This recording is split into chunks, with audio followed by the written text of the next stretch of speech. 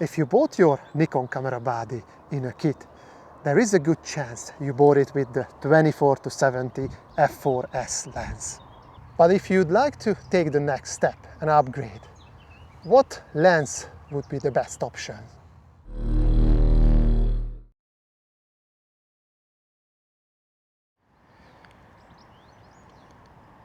I have here the Tamron 28-75 f2.8 VXD G2 lens with me. I'm trying to compare it with my kit lens and try to answer the question if this would be a viable upgrade.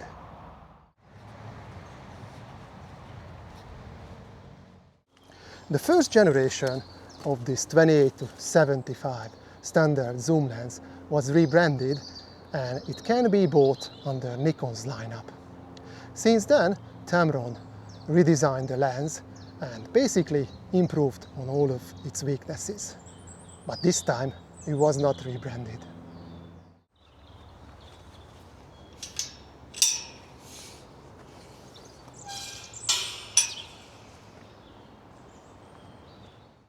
Obviously, there are substantial differences between the two lenses. The Nikon starts from 24mm, while the Tamron from 28mm. The Nikon is an f4 lens and the Tamron is an f2.8 lens.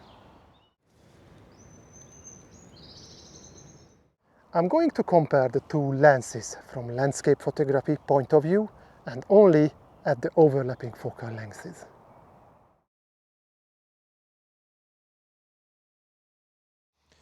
The Nikon is about 10% lighter and also it's a collapsible design, so you have to rotate the lens to be able to take photos. And also it extends quite a bit when zoomed out. It has an auto manual switch on the side, but that's all it has. The Tamron follows the traditional lens design, so it's not collapsible. It also extends, but not that much as the Nikon. By default, the lens is a little bit bigger, longer than the Nikon lens. On the side, you can find a programmable push button and a USB-C port. Through this USB-C port, you can connect the lens to your camera, and in the Tamron utility software, you can program the function of this push button.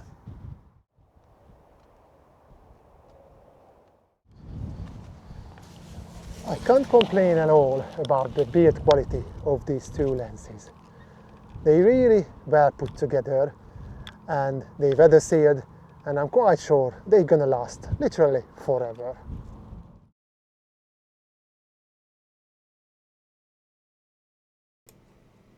The angle of view difference at the wide end is much more pronounced than at the teleend.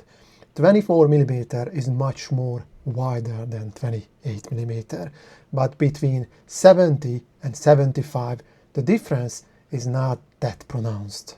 The other interesting thing, when I set the Nikon lens to 28mm, when it wides 28mm into the Exif5, it looks like that it's a little bit wider than Tamron's 28mm. I don't know which one is inaccurate, but one of them definitely is. All of the test photos are straight out of camera JPEGs and taken on my 45 megapixel Z7 body. In case you like to check out the test photos in full resolution, then please find the link of the Flickr album down below in the description. At f4, in the center of the frame, the Tamron has a slight advantage. It's very, very tiny. It's mostly just because of the contrast is higher. If we stop down to f8, then the Tamron, the clear winner. Again, not by much, but it's a little bit sharper.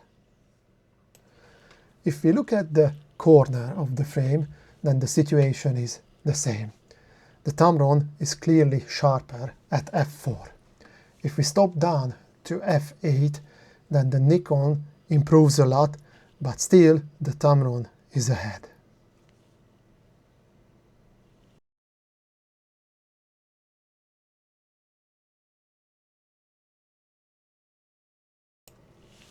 At 50mm the situation is a little bit different. At f4 the Nikon is a tad bit sharper than the Tamron. But if you stop down to f8, then the Tamron improves a lot and becomes a bit sharper than the Nikon.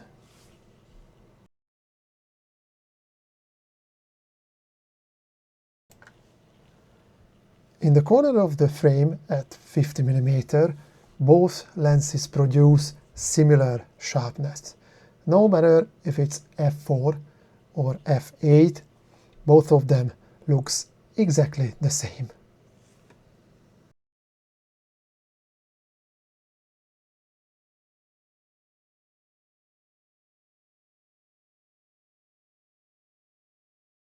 At 70mm, in the middle of the frame, the Tamron is the winner, but only by a very little.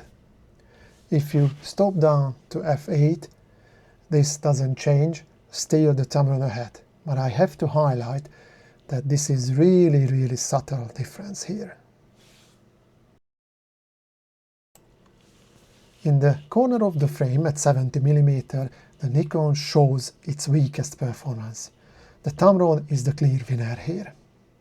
If we stop down to f8, the Nikon improves a lot, and basically is just as sharp as the Tamron.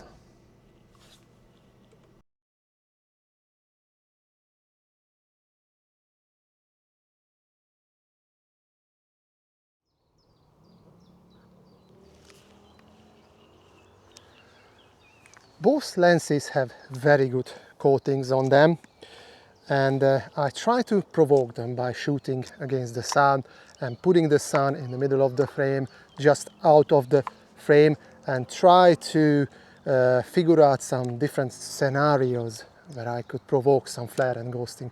But they behaved really well. To be honest, I was only able to produce a little bit of flare when I was going for the sunstars. None of the two lenses produce interesting sunstars, or at least what I would call interesting. The Nikon has a 7-bladed aperture, the Tamron has a 9-bladed aperture. Maybe the Tamron is a little bit better, but you definitely have to stop down at least to f16 to create a defined sunstar.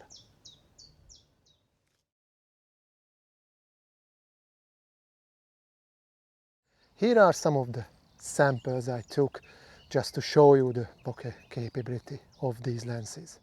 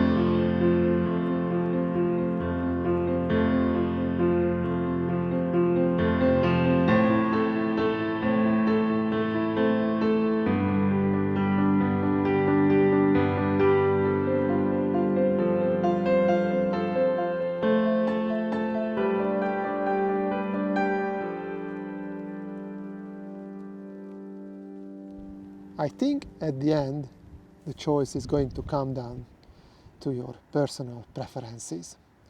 Both lenses are excellent choice for landscape photography.